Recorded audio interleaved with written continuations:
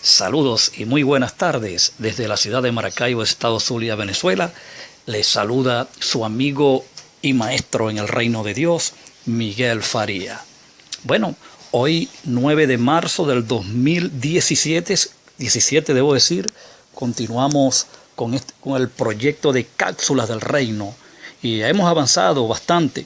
Hoy tenemos la quinta cápsula sobre el tema El fin del siglo. Y vaya tema, he obtenido muchas impresiones, unas por supuesto adversas, pero la mayoría de acuerdo completamente. La gente pues que se responsabiliza por analizar, por investigar, llegan a la misma conclusión. Obviamente arriban a la misma conclusión de que esto es un caso o un tema consumado, el fin del siglo al que la Biblia hace énfasis o se refiere simple y llanamente era al final de la ley como pacto. Y eso pues lo estamos analizando y continuaremos por unas cápsulas más cubriendo este tema, y para esto pues yo le voy a pedir hoy pues que vaya a su Biblia para que ganemos tiempo al capítulo 24 de Mateo, versículo 3, donde dice: y estando él sentado en el monte de los olivos, los discípulos se le acercaron aparte diciendo: dinos cuándo serán estas cosas y qué señal habrá de tu venida y del fin del siglo. Bien, estamos en este momento, en esta quinta cápsula del reino, vamos a vaciar una información bien importante con respecto al tema el tiempo del fin.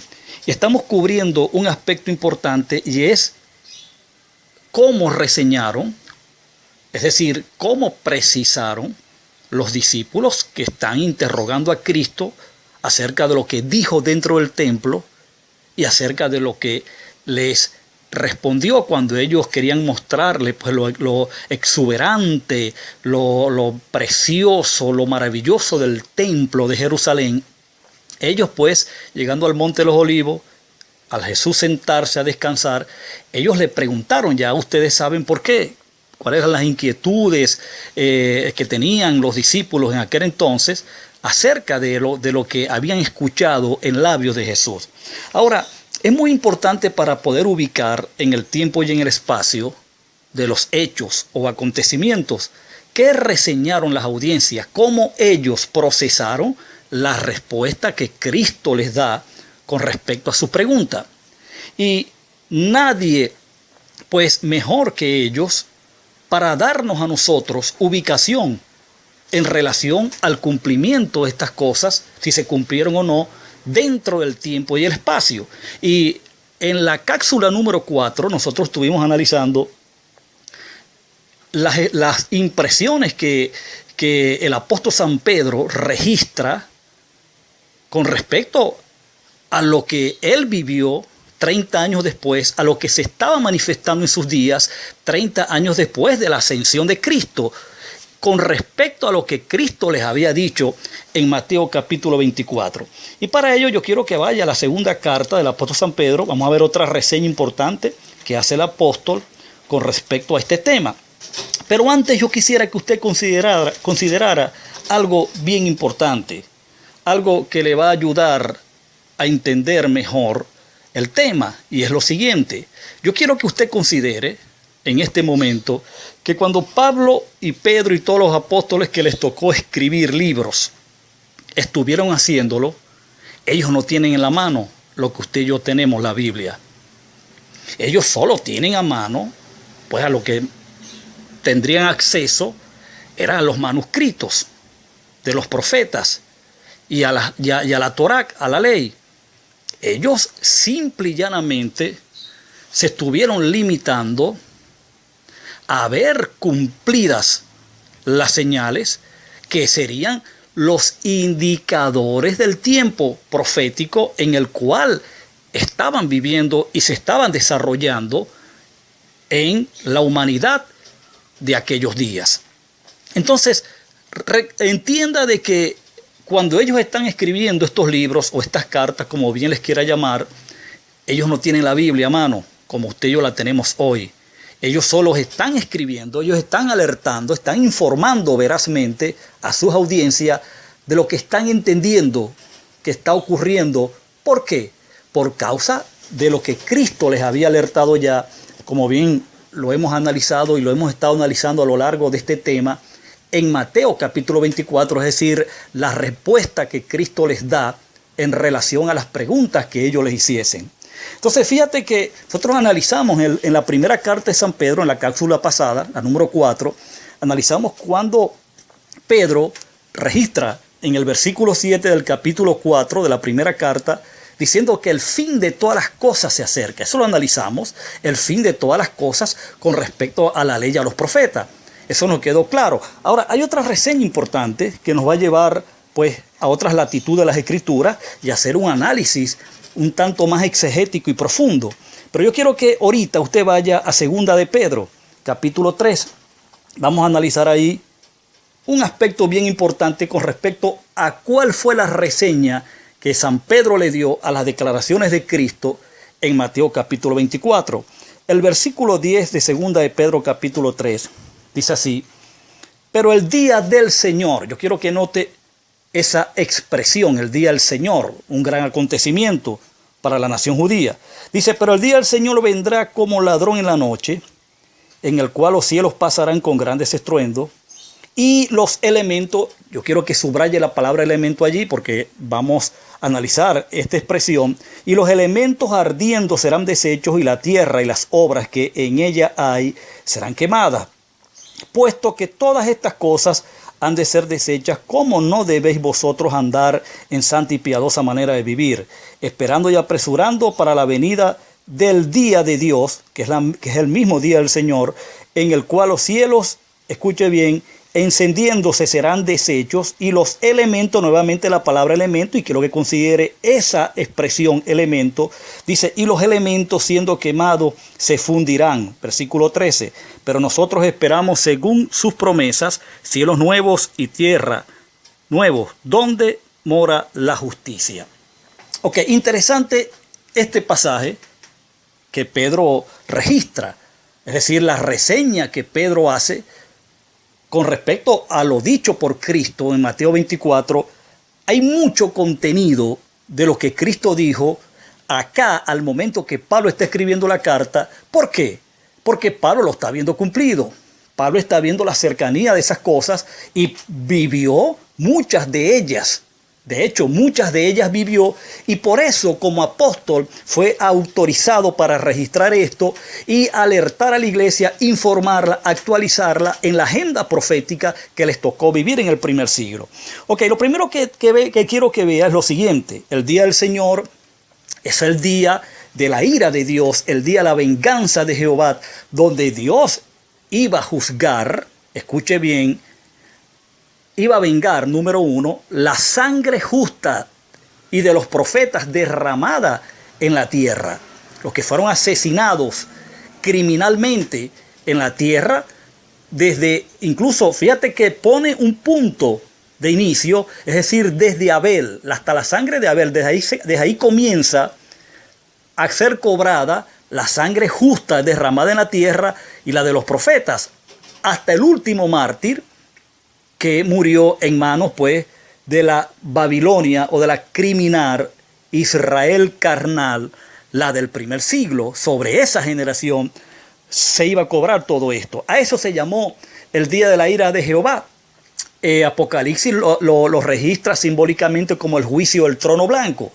Ese era el objetivo o era el alcance del juicio. Por eso es que quiero que entienda que el día del Señor tiene que ver con esto. El día del Señor vendrá como ladrón en la noche, lo que los profetas del Antiguo Testamento reseñan o registran como el día de Jehová. Ahora bien, fíjate, Pedro dice, como ladrón en la noche vendrá ese día, en los cuales los cielos pasarán con grandes estruendos, y los elementos ardiendo serán deshechos, y la tierra y las obras que hay en ella serán quemadas. Bien, número 1, es importante que entienda que los elementos que está hablando allí, que iban a ser quemados, que van a ser derretidos, esa palabra elemento no tiene que ver con las capas tectónicas de la tierra. No tiene nada que ver con eso. Ahí la palabra elemento, y aquí quiero corregir porque recuerdo que en la segunda cápsula yo le di la palabra para este término elemento, yo utilicé la palabra del griego oikumenen y no es correcto, por eso que quiero corregirlo en esta parte. La palabra ahí elementos es la palabra stoikeion del griego, que quiere decir, o sea, si yo traduzco correctamente ese término del griego, que fue como originalmente se registró, la palabra stoikeion es la palabra rudimentos. Entonces, ¿de qué nos está hablando? Nos está hablando que los rudimentos ardiendo serían deshechos y las tierras y las obras que hay en ellas serán quemadas. ¿De qué rudimento está hablando aquí Pedro? Pedro está hablando de los rudimentos de la ley. La ley tuvo sus rudimentos. Usted y yo tenemos claro que la ley tuvo los rudimentos. ¿Y qué es un rudimento? Un rudimento es una enseñanza elemental, es algo que está colocado de primero dentro de un orden. Como por ejemplo, si nosotros hablamos de educación, hay una educación, digamos, primaria, lo que muchos conocen como la educación primaria, que es el inicio de la educación, y hay una educación superior, que sería la educación universitaria. Bueno, aquí se está tomando la palabra rudimento, que es la palabra que aparece ahí, elemento. Repito, de acuerdo al griego, la palabra es stoikeion, que tiene que ver con rudimento. Está hablando de las enseñanzas rudimentarias, las enseñanzas elementales, la leche espiritual que la ley mostró a través de ejemplos, a través de tipos, a través de sombras, a través de ritos, a través de ceremonias, fotografías. Esos fueron los rudimentos a los que está haciendo Pedro acá referencia, que la ley contuvo. El autor a los Hebreos en el capítulo 10, versículo 1, dijo que la ley tenía la sombra de los bienes venideros. Entonces, Pedro está haciendo referencia que la ley iba a ser quitada. Con este lenguaje apocalíptico, con este lenguaje profético, saturado de una lengua bastante, digamos, nutrida, de estos lenguajes que la Biblia está plagada de ellos. Y cuando uno no puede entender estos lenguajes, cuando uno no tiene acceso a conocerlos, por supuesto que comete el error de literalizar un lenguaje que es figurado. Entonces Pedro está diciendo que en el día del Señor, la ley iba a ser quitada. La ley iba a ser sustituida.